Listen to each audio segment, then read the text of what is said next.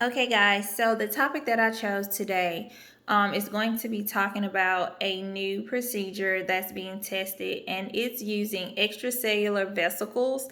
And this is going to help revive dead cells after a heart attack. So, of course, we all know what a heart attack is, or for better terms, a myocardial infarction. So, a heart attack is when the blood to the heart is obstructed, and so the blood can get to the heart. So this is normally caused by substances such as fat and cholesterol. What they do is they form a plaque inside of the arteries, and after they sit in the artery, that plaque will eventually rupture. And so when it ruptures, it forms a clot, and that clot then obstructs the arteries, and the blood can no longer get to the heart. And so we know that if the blood can get to the heart, that means it's losing oxygen. And so any tissues or cells that are losing oxygen mean that they are dying. So this school is called John Harvard. Is the engineering and applied science. So they decided to test this.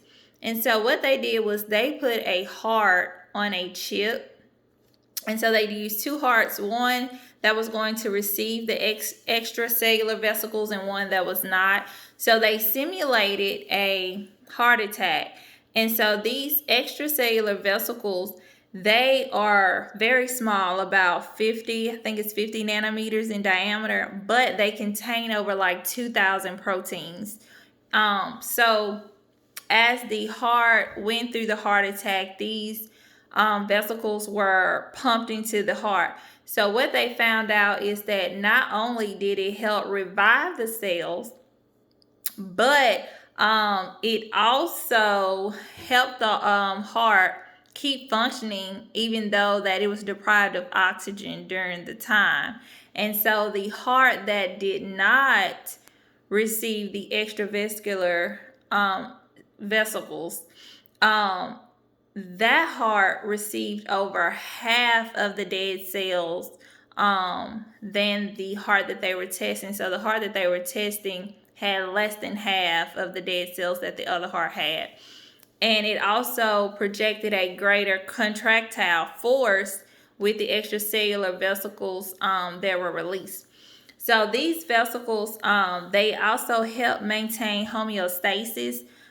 They help deal with stress, modify metabolic actions, and they also reduce the amount of injury that's happening within that heart attack. So these extracellular vesicles can be found in our endothelium tissues. So they are testing this to have a better outcome on heart attacks. And so I chose this topic just because heart disease or heart attacks is in my family a lot.